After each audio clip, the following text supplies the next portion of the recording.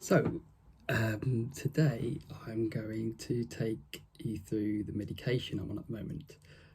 I'm on a fair bit. Um, I've taken Fridays out, so Fridays is down here, but this is sort of a day. So obviously I've had these ones. Um, jam packed, considering for well over 10 years I've been on nothing, no medication. It's been brilliant. To now going on a fair amount. So when my flare up got really bad about a month ago, the first things I was put on are these little white ones. So these are steroids. I'm 8 of these a day. And how they work is they're kind of like a short-term medication. They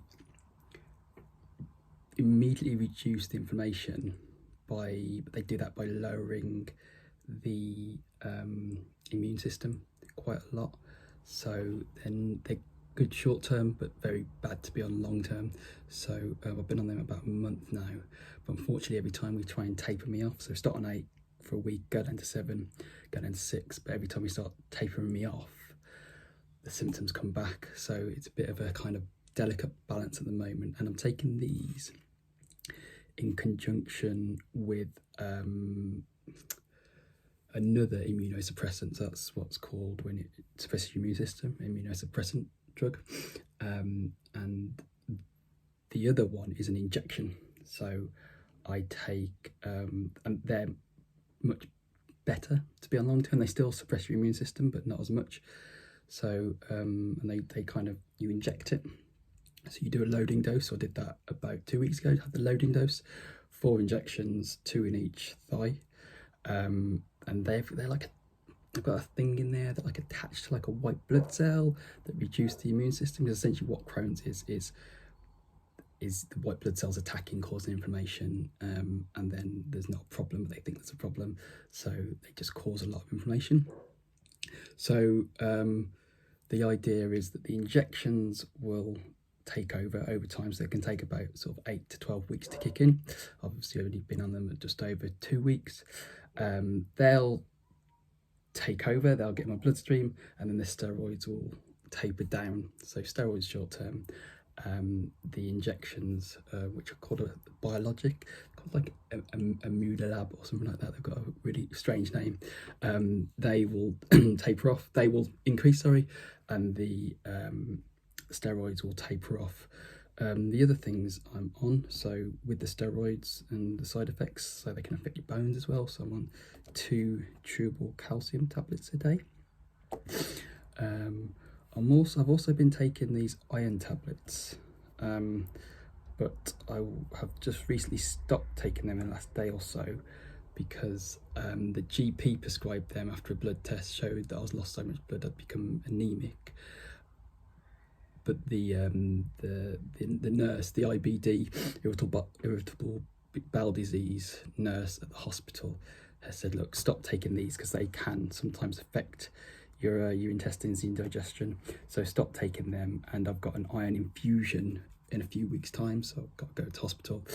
And I guess I don't even know how it works. Have someone else's blood, I guess, with lots of iron in. Injected. I need to Google what that is, or ask the nurse.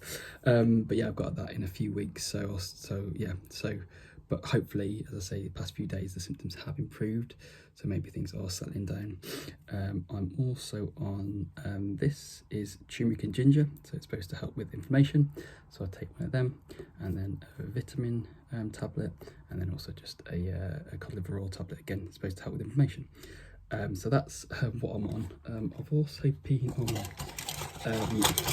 these quite interesting tablets, and this is just going to be really embarrassing to talk about, but I'm going to do it anyway. These that I stopped taking I was on for about a week. So when I started reducing the steroids, and they stopped having the desired effect, and my Crohn's came up, the nurses were keen not to increase them, because again, they can have side effects. Even though they do work in the short term, they can have side effects. So like, right, let's hold off. So I think I'd gone from 8 to 7, I was just to go back to 6, and my symptoms had started again.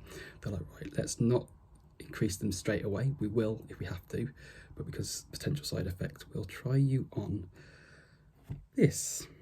And so where my Crohn's is flaring up is, it's called the sigmoid. So you've got your bum hole, you've got your rectum, and then you've got the little curve there in your large intestine.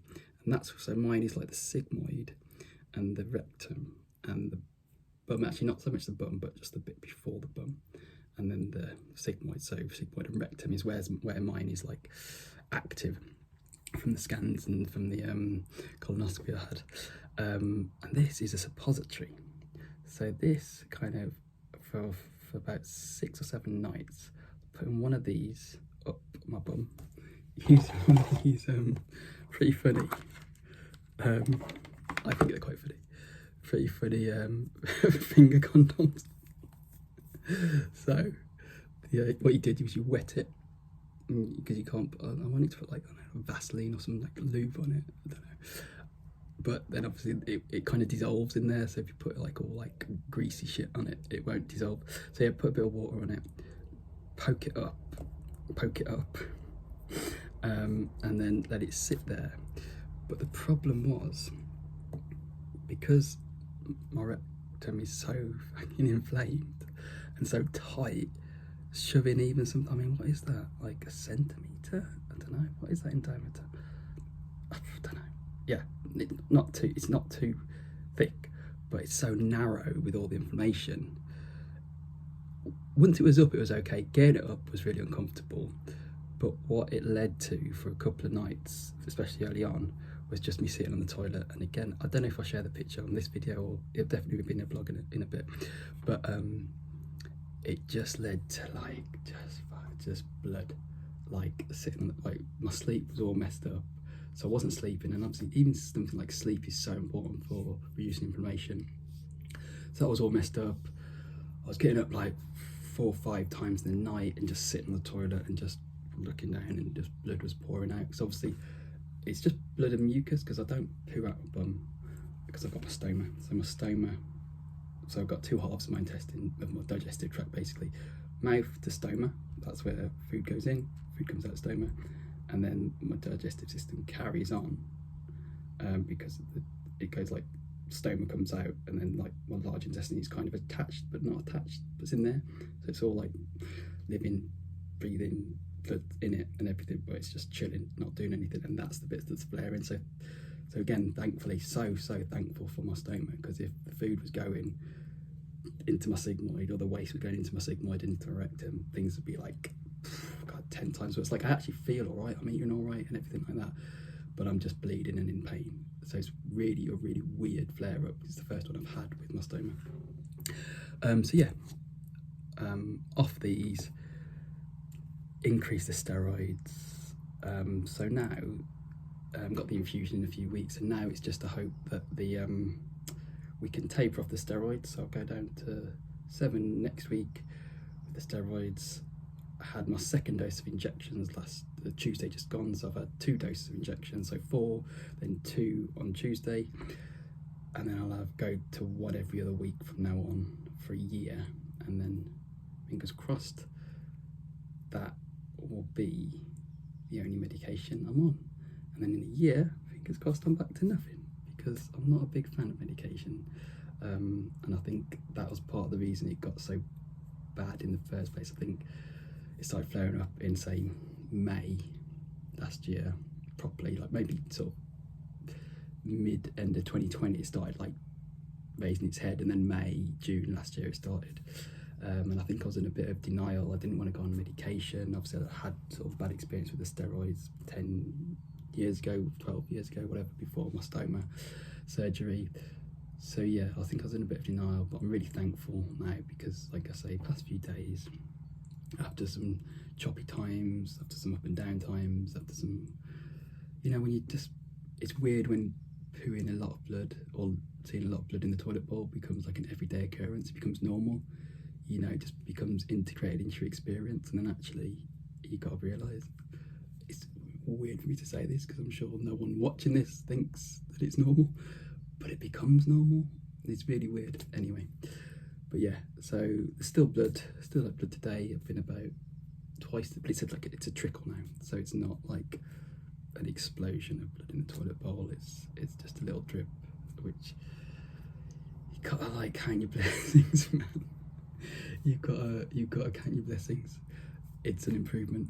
And with that, I'll sign off. Thanks for watching.